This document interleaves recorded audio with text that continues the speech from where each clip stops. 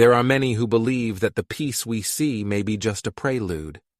Think about the impact of the Abraham Accords, an ambitious and in many ways surprising political movement. Apparently, it is the solution to one of the biggest conflicts in modern history. But is it really that simple? Aren't these steps toward peace actually a way of preparing the ground for something much more complex? Something that involves not just politics, but also the fulfillment of ancient prophecies? I know this idea may seem controversial, even disturbing, and that's exactly what makes you unable to ignore this possibility. Everything seems to be connecting, the pieces are falling into place, and the figure of Kushner emerges with his characteristics as a diplomatic strategist, navigating difficult waters, gaining the trust of many and paving the way. Could he be the one mentioned? The one who will bring fleeting peace before the storm? These are difficult questions, and that's exactly what we're going to delve into now. So come with me as we reveal the details that could completely change the way you see the current scenario. There's something big happening, and Jared Kushner, Donald Trump's son-in-law, is in the middle of it. A recent letter from Israel practically calls for his influence, stating that he is essential to maintaining alliances that promise to transform the Middle East. But for those who follow biblical prophecies, it's hard not to raise an eyebrow. Kushner, with his decisive role in the Abraham Accords, is seen by some as a facilitator of peace, but others wonder if he is, in fact, an important player in the Antichrist's plans. After all, the Bible has already warned us about leaders who would bring false peace, deceiving the nations. These Abraham Accords, which he helped establish, are seen by many as an attempt to join forces in the Middle East, promoting a coexistence that seemed impossible. However, the prophecies speak of a time when a leader would rise, preaching peace, but with hidden intentions. Are we facing this figure? Kushner, with his connections and influence, fits many of the descriptions that some find alarming. For some, he may be the symbol of hope, but for others, he is the one who prepares the way for the Antichrist, as already written in the Scriptures. This letter from Israel asking for Kushner's action only reinforces this aura of mystery around him. It's not just about politics or strategic alliances. For many, it is a sign of the times we are living in, a warning that ancient prophecies may be about to be fulfilled. The question is, are we ready for what may come next? First of all, allow me to contextualize who Jared Kushner is. Jared Kushner, a real estate mogul, has deep ties to the Middle East. But there is a very curious detail about it. Its corporate headquarters are located in a building marked with the number 666 on Fifth Avenue. Coincidence? Or is there something more? After all, the number 666 is closely linked to the symbolism of the Antichrist, and this makes us question the invisible paths that history is taking. In addition, the building houses several technology companies, some of them involved in telecommunications, financial services, and biochip advances, technologies that many believe can be used to implement global control of a system led by the Antichrist. Could this be the beginning of the scenario that the biblical prophecies announce? What about the speculation about Jared Kushner being a possible candidate for the Antichrist figure? I'm not saying this is true, but there are facts that we can't just ignore. Kushner is Jewish, respected in Israel and practicing Judaism, which aligns with the idea that the Antichrist would be a trustworthy figure in Jewish circles. There are even rumors that he is a descendant of the tribe of David. And the name Jared itself refers to one of Enoch's ancestors, meaning the descendant, a connection that, even subtle, is still intriguing. For those who follow Daniel's prophecies and dispensational studies, this peace agreement brokered by Kushner brings with it a disturbing suspicion. According to these studies, the 70th week of Daniel begins with a pact between Israel and its enemies, a treaty that, when broken, will mark the beginning of the Great Tribulation and reveal the true identity of the Antichrist. Could we be seeing the beginning of a sequence of apocalyptic events? Of course, this may all seem like just speculation, but there's something fascinating about the way the pieces fit together in this puzzle. The Scriptures warn us, do not despise prophecies, Examine everything, hold fast to what is good. 1 Thessalonians 5:20-21. This moment is an invitation to reflect on the signs around us and remember that, for those who are in Christ, there is no condemnation. Rom 8:1. Are we watching the first acts of a much greater drama, already foreshadowed millennia ago, unfold? Stay with us, as this is just the beginning of a discussion that could change the way we see the world around us. The Middle East is an eternal theater of tension, and Jared Kushner finds himself right at the center of this complex and unpredictable board. Imagine trying to keep a flame burning in the middle of a sandstorm. Any stronger breeze could put out the fire. Such is Kushner's role in trying to strengthen Israel's position, as the winds of change blow from all sides. The alliances he seeks to forge with Arab nations are like a thin spider's web, where any false step could unravel years of effort. It's not just about diplomacy, it's almost a dance with danger, where one wrong move can trigger an avalanche. The Abraham Accords are like a faint hope in the midst of chaos, but they are also a bitter reminder of how fleeting and uncertain peace in the region is. Kushner achieved a feat that many considered impossible, bringing Arab nations and Israel closer to a minimally peaceful coexistence. Yet each signature on these agreements seems filled with a certain regret, as if everyone knows that at any moment stability could crumble. The question is, how much longer can this artificial peace last? We are perhaps facing a bubble about to burst, a calm that precedes a new storm. The Arab countries that approached Israel did so for pragmatic reasons, but the reality is that the past of conflict cannot be erased easily. Kushner knows this, which is why his actions resemble a kind of mountain climbing without a safety rope. Any mistake could be fatal. The fate of the Middle East hangs in the balance, and any change in the delicate balance of power could bring back the chaos that, for now, seems only dormant. Will Kushner's hand be steady enough to hold this thread, or are we all just waiting for the moment when it snaps? Tension is in the air, and everything seems to indicate that new challenges are approaching. He is deeply involved in the Abraham Accords, a pact that has attempted to bring some stability to the region. Imagine how a simple agreement can transform tense relationships into something more cooperative. It is not an easy task, but Kushner's involvement shows a strong commitment by the U.S. government to seek, if not peace, at least a strategic balance. These political movements have left many keeping an eye on what could happen.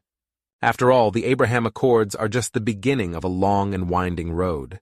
Kushner, by being part of this complex political tapestry, also ends up representing Israel's interests. Many critics wonder whether this will only benefit Israel, or whether there will be a broader impact on global geopolitics. Jared Kushner seems to walk a tightrope between being the peacemaker and one of those responsible for influencing the direction of the entire region. Now think about it. When we talk about the role of the United States in the Middle East, we are not just talking about diplomacy, but about power and influence. And how much of this is a game of interests between historical allies and new partners? Kushner appears to be playing this chess with great skill, but there are always risks and challenges in every move. It remains up in the air what will come next, especially with the changes in regional power dynamics and the constant fluctuation of the U.S. role there. When I began discussing biblical prophecies, one thing became clear to me. Understanding what the scriptures say about the Antichrist is fundamental. The characteristics described there are specific and somewhat intriguing. One of them, for example, is that this figure would have Jewish origins and a certain disrespect for established religions. This is where Jared Kushner's name enters the conversation. Not that I am claiming that he is the Antichrist, but the circumstances surrounding his figure seem to align in a peculiar way with the ancient descriptions. This makes me think, and intrigues me a lot, about how the past seems to resonate in the present. Reflecting more deeply, I realize that prophecies tend to have patterns that are not limited to a single interpretation. Jared Kushner, known for his role in global political and religious spheres, emerges as a figure who bears many overlaps with these descriptions. His stance, neutral but extremely influential on large-scale issues, could be seen as a sign of this figure that the scriptures mention. Of course, I'm not saying there's a premeditated conspiracy here, but some patterns make me wonder if we're witnessing something bigger at work. Analyzing the present through the lens of the past is, for me, a powerful tool, and I often wonder, are these patterns really coincidences? This all leads me to reflect on whether prophecies are truly an accurate prediction of what is to come, or just a mirror of our collective fears. Take, for example, Kushner's role in the Abraham Accords, the attempt to establish permanent peace in the Middle East. It is interesting to think that the Bible mentions a peace that would come as a facade before great events. Is Kushner's movement part of this larger orchestration, or just a genuine attempt to create harmony? These questions keep running around in my mind, because I know there is much more in the shadows of the present that defines the details of the future. Can we see? I've always found the idea that the Antichrist could have an origin linked to the tribe of Dan fascinating. It's a detail that not everyone notices, but it's there, between the lines of the scriptures. The tribe of Dan is not mentioned among the tribes of the 144,000 sealed in Revelation, which seems to me to be an important indication. Could this detail be a clue that God left to warn us? That absence has always made me think there's something special or dark about this particular tribe. Something that should not be ignored. There are those who say that the tribe of Dan was excluded from the sealed ones because from them would come someone destined to oppose the divine plan itself. And to be honest, this idea makes sense when we look at Jewish tradition and its rich mythology. Imagine a people whose destiny is linked to something that transcends generations, something that leads them to the path of opposition. Couldn't Kushner, being of Jewish origin, be in some way connected to this narrative? Of course, this is speculation, but for me, prophecies always have a solid basis in history and culture. And because everything is interconnected, it's hard to ignore the pieces of this puzzle. And here's the part that intrigues me most. If there really is a connection between the tribe of Dan and the Antichrist, what would that mean for the future? I see this as a kind of warning for us to pay attention to the signs. Often, the Antichrist will not be someone who arrives in an explicit and declared way, but rather a figure who gradually gains confidence, who blends in with normality, until, suddenly, the pieces begin to fall into place. As I think about this, I can't help but wonder, are we seeing these signs? Or are we just turning a blind eye to the evidence around us, hoping it's all a coincidence? When I look at Jared Kushner's role in current politics, especially in the context of the Abraham Accords, I can't help but think that he is at the center of something much bigger than just negotiation. The fact that he is one of the main architects of these agreements, which aim to guarantee lasting peace in the Middle East, is intriguing to say the least. He maintains strong connections with leaders of several Arab nations, something that seems almost impossible for most people to achieve. To me, this goes beyond a mere diplomatic game.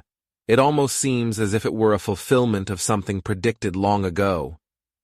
Peace in the Middle East has always been a kind of holy grail of international diplomacy, and here we are, witnessing an agreement that many considered unlikely, led by a figure who fits certain prophetic patterns. When I think of the Abraham Accords, I remember the promises of peace that the scriptures speak of, a period of apparent tranquility that would precede great transformations.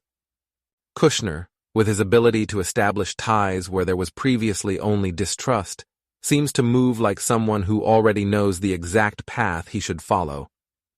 It makes me wonder, is he simply being a brilliant strategist, or is there something more, a kind of hidden purpose behind his actions?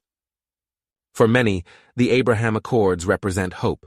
For others, a piece of a prophetic puzzle that, once assembled, will reveal something much more disturbing. I tend to think the truth is somewhere in between. There's no denying that Kushner's involvement is peculiar, especially considering his seemingly apolitical yet powerful stance. He acts as an intermediary, someone who moves between cultures and interests as easily as others change their opinions. If it is really part of a larger plan, be it prophetic or geopolitical, this is something that only time can show us. But we can't help but wonder what's next. And how will these movements influence the course of upcoming events? Now that you've seen how the details of our era, prophecies, and current events may be more connected than we realize, the question is, what do we do with this knowledge? The role of Jared Kushner, the Abraham Accords, and the possible clues that emerge between the lines of biblical scripture are much more than simple coincidences. They are warnings, signs for those who are willing to see. Are we prepared to interpret these signs and make the necessary decisions? Or will we continue to ignore what's right in front of us, hoping it's all just a chance? The truth is that prophecies have always been written not just to inform us, but to prepare us. And preparation begins with understanding, with a critical look at who we are and where we are going. Are we ready to accept that the future may not be as promising as we would like to believe? If you really want to be prepared, you need to start applying what you learned here. Be attentive, seek more knowledge, and above all, don't accept the first version of the facts that is presented to you. Always ask yourself, what is the role of the figures we are seeing gain prominence now? What is the true intention behind the agreements, the words, the gestures? I want you to walk away from this video with something more than just a thought. I want you to be motivated to act, to seek more, to delve deeper into the details that most people prefer to ignore. If what we talked about here moved you, then this is the first step to changing the way you see the world. Subscribe to the channel, turn on notifications, and always be prepared for more revelations about what current times have in store for us. There is much more to discuss, and together we can try to understand what is actually happening and what is to come.